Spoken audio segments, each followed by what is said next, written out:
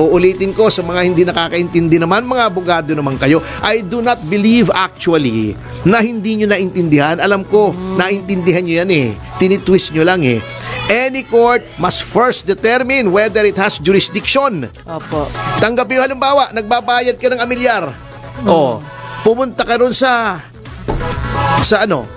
tanggapan ng yung clinic sa munisipyo. Opo. Magbabayad po ako ng amilyar. Hindi po rito nagbabayad ng amilyar. Oo, tama. Hindi ba tatanggapin ito? Di ba? Kumbaga merong destiny na para doon. Nagbabayad ka ng business permit, pumunta ka sa presinto, nasa loob ng hindi City Hall. po. Hindi ka tatanggapin noon. Tama yun. Di ba? Nagreklamo ka, pumunta ka sa GSO. Opo. May mga janitor makikita mo ron, nagre-reklamo ka, ninakawan ka. Anong gagawin nun? Hampasin ng map yung nagnakaw sa'yo. Hindi pwedeng ganun. Oo, proseso. Okay. Alam kong alam nyo yan ha? Ayaw nyo lang sabihin yung tama kasi may agenda kayo. Number 2. Sinasabi nila, kung wala kang kasalanan, ba't ayaw mo mag-trial para mapatunayan mo na wala kang kasalanan? Pakibasa po ang konstitusyon. Every person is presumed guilty. Innocent until proven guilty. Wala pong katungkulan ng kahit isa. Although hindi criminal court ang impeachment court, wala namang kapurusahang kulong o multa dyan.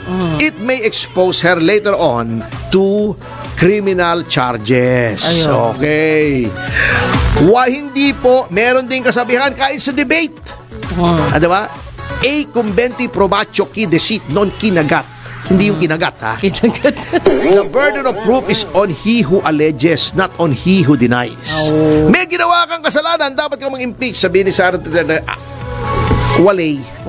Ikaw magpatunay, ikaw nagbibintang Wala pong obligasyon na patunayan. Ikaw magpatunay para sasabihin nilang, dapat kung wala siyang kasalanan, bakit ayaw niyang harapin? Patunayan niyang wala siyang kasalanan. Hindi po niya kailangan patunayan. Patunayan niyo may kasalanan siya. She does not have to do anything. But again, we go to procedure. Pwede pong i-dismiss yan.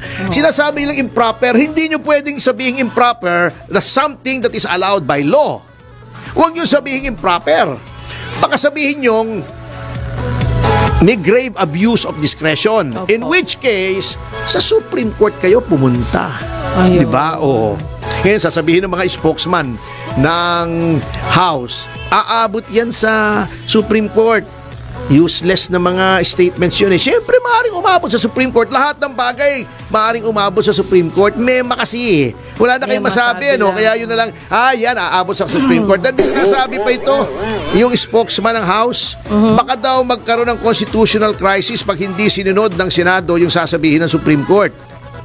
Alam nyo, sinong expert sa constitutional crisis? Yung isang prosecutor nyo, si De Lima. Di ba hindi niya sinunod yung Supreme Court, yung TRO? Yung pwede nang lumabas si GMA.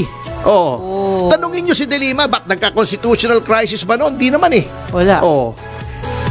Hindi yan ang tama. Natatawa lang ako Mema talaga Parang sinasabi mo, alam mo, pagka ako'y nahulog sa hagdan, maaring mabali yung buto ko. Parang ganun lang yun Nonsensical Bigyan nyo naman ng substance yung statements nyo. Nakakahawa ba si Auntie Claire? At lahat yata ng spokesman ng gobyerno. Ay, ganun, yun ang disadvantage. Speaking of which, bakit hindi nagsasalita yung Kwan?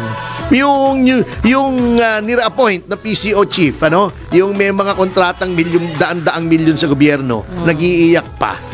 Yung na-bypass. Ay, nako, talagang dito sa Pilipinas, grabe na uso na talagang pakapala ng muka under the Marcos administration Parang si Boying Remulla, may mga kaso sa ombudsman, gustong mag-ombudsman. Grabe namang kakapala. Yun nga po yung mga reaction ng netizen. Paano nangyari yun? The person who weaponized the DOJ, nababoy ang DOJ, ginamit ang mga batas laban sa kalaban ng gobyerno. Yun ang gagawin mong ombudsman. Anong gagawin noon? Obvious naman, di pagtakpan ang mga kalokohan ni Marcos even beyond its term hanggang 2028 kasi 7 years ang term ng ombudsman. Huwag naman, anak ng pating naman. Hindi ba kayo nahihiya sa mga sarili nyo? Pambihira sino mag-a-appoint sa kanya? Siya mismo? Sa sarili Hindi, niya? dadaan sa JBC ang presidente mag-a-appoint. Kita nyo, tingnan nyo yung mga naging ombudsman. Tingnan mo yung listahan ng ombudsman. Sabihin na natin yung latest ombudsman, si Martires. Si Martires ba ay miyembro ng gabinete? Hindi po. Nag-appoint sa kanya? Hindi. Galing siya sa Supreme Court. Galing sa talaga. judiciary, neutral. Si Vasquez, Conrado Vasquez, the first ombudsman, very respected Yes. na mahistrado. Totoo. Pambihira, 'di ba? Baka ngayon palang masira. Kaya nga Bago ito kita nyo kung gaano ka-ipokrito ito mga ito.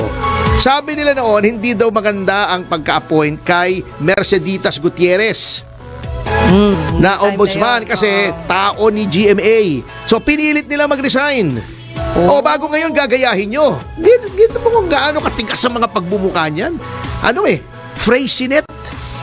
Ano ba yung Freycinet? Hindi po. Prefabricated concrete. Yung ginagamit sa mga flyover, di ba? Okay, gumagawa ng flyover, makikita mo may tatak. Freycinet. Prefabricated concrete. Yung mga buhos, ganong katigas ang pagmumukha nito. Talagang Freycinet Republic na tayo. Antitigas na mga mukha. Pero sir, actually, nung ayaw kayong papasukin sa KOJC, dapat mukha ni Remulyang binatering ram nyo ron. Giba yung gate noon, kahit bakal. Ganon katigas. Pero matalino naman si Pangulong Bongbong Marcos. Hindi siya basta-basta papayag na gaganunin siya. Sabi niya. Dinidiktahan siya, di ba? Pwede ba yun? Hindi ako makapagsalita. Kasi sabi, liars go to hell. Sige na nga. Bahala na nga At saka kayo. sabi, kapatid ng magnanakaw ang sinungaling. Pero hoping, hindi. Ipanalangin natin na wag mangyari. Yun na lang po. Hindi umuubra yung panalangin natin, hindi nag-penetrate sa Freycinet. Ganun. Alam mo lang, Galing talaga ni attorney. Wala palagay ko, masabi. makakapigil lang dyan yung paghuhukom. Ayun, nako, wag naman. Yun ang sana. ipanalangin na natin. Dumating na yung paghuhukom para matapos na lahat yan. Oh my God. Panginoon, Hindi pa ako nakakaranas. husgahan nyo na kami. Bumalik na po kayo. Hello. Kumidlat na. Ay, nako, Lagot buhay. ka. Oo. Talaga naman, parang ito, sinasabi, pwede daw, pero inappropriate. Bakit inappropriate? Kung dismissible Sa korte nga, pwedeng mag-file ng motion to dismiss bago sasabihin ni Cayosa. Frowned upon daw, hindi daw ini-encourage. Oo, pero question of jurisdiction yan. Dapat nga at the first instance, ang jurisdiction has to be questioned. Although, jurisdiction can be raised at any time. The question of jurisdiction, pangit kung sa kalagitnaan mo i-raise. Oh my God. Ba't nagpagod pa kayo, di ba? Parang bitin yun. Bitin. Pasakit sa puson yun. Tama. Oo, bitin Oh, Talaga, yeah. bakit gusto pa nilang ganon? Ay, naku. Anyway, sa notang yan mga kasama ay magbabalik ang Yes, Show, Topas Show. Tapos mga commercial information. Ito Sige. ito isang kengkoy na news. Meron na naman. Ang China ay pinagbawalan si dating Senador Francis Tolentino na pumasok sa China, including Chinese mainland, syempre China Opo. Hong Kong at Macau. Why? Dahil siya daw ay anti-China. Hindi po natin gusto to. Katulad doon, bawal nila si dating Secretary Albert Del Rosario Opo. at si dating Justice Conchita Opo. Morales na pumasok sa Hong Kong. Di ba dumating sila sa Hong Kong? Tapos, Pagdating sila sa immigration, kayo Herip, pasok dito. Kayo malik na Pilipinas. Oo. Kayo Herip, pasok ka. Kayo bawal ito. Ibig sabihin, may mga listahan sila. Yun ang problema. Ito po ay malungkot sapagkat parang nakaka-insulto naman sa mga Pilipino. Pero, eto ako, for the record, I disagree with this kasi may diplomatic relations pa naman. Correct. Oo. Porkit nagdi-disagree lang sa'yo. Opo. Although karapatan, wala tayong question yan, karapatan ng bawat bansa na huwag papasukin ang ayaw nilang papasukin. Oo Pero alam nyo, but of course, Dito dami kasi nga, masyadong sensitive ang China. Na minsan gusto ko namang gayahin ng Pilipinas na pinoprotektahan nila ang kanilang mga mamamayan. Opo. Pero yung mga bumabatikos to, yung mga bumabatikos dito, kung Kung hindi nyo babatikusin ang Amerika, ipokrito kayo. Bakit? Di ba yung mga kakampi ng mga dilawan noon, nilakad nila, naglabi sila sa US Congress. Baka hindi alam ng mga ibang kababayan natin to. Ay, hindi talaga. Na nagkaroon ng Magnitsky Act. Ano yung Magnitsky Act? Ano po yung mga sa tingin ng Amerika na nagpo-prosecute daw ng mga ilan o rito ay hindi pa papasukin sa Amerika. Including mga yan si Bato, di ba? Opo. Tinanggalan ng visa. Oo. Ng Amerika. O bakit noong tinanggalan si Bato ng visa, tuwan-tuwa kayo? Bakit si Francis Tolentino nagagalit kayo for the China? Hipokrito kayo. Dapat equal treatment. May Magnitsky Law. Alam mo, nilagay pa roon yung mga nagpo-prosecute Laila de Lima, hindi pwede pumasok sa Amerika. Meron yan. Huwag niyo sabihin kalokohan yan. I dare all of you, i-research nyo yan. Yung akala nila ay hindi nag-agree sa policy ng Amerika, ayaw din nilang papasukin sa Amerika. Lahat po ng bansa kasi may karapatang gawin yan. Hindi ibig sabihin, maganda yan dahil Amerika ang gumagawa. Eto, hindi maganda dahil China ang gumagawa. Hindi maganda yan kahit sinong bansa ang gumagawa. Ikondina nyo rin ang Amerika. Senador din si Bato, di ba? Opo. Ayaw din papasukin sa Amerika, ba't tuwan-tuwa kayo, yung mga dilawan? Bakit si Tolentino nagagalit kayo? Ulalo kayo. Ulalo kayo. Sinasabi ko sa inyo. Ipokrito kayo. Yan ang style ng mga dilawan. Pinaka-ipokritong mga tao sa mundo. Gusto nila, yung rules, hindi nag-a-apply sa kanila, sa'yo lang. Di ba? Di ba sabi nga rules for thee, not for me. Yun ang style ng mga dilawan. Sila lang ang pwedeng gumawa. Hindi pwedeng gawin sa kanila, galit sila. Dapat hindi pwedeng gawin kaysa inyo, kaysa amin. Di ba? Yung due process, galit na galit sila. Pag sila, sinasabi nila, walang due process, mali daw yung akusasyon kay Lima. Bakit ngayon nag-aakusa rin kayo?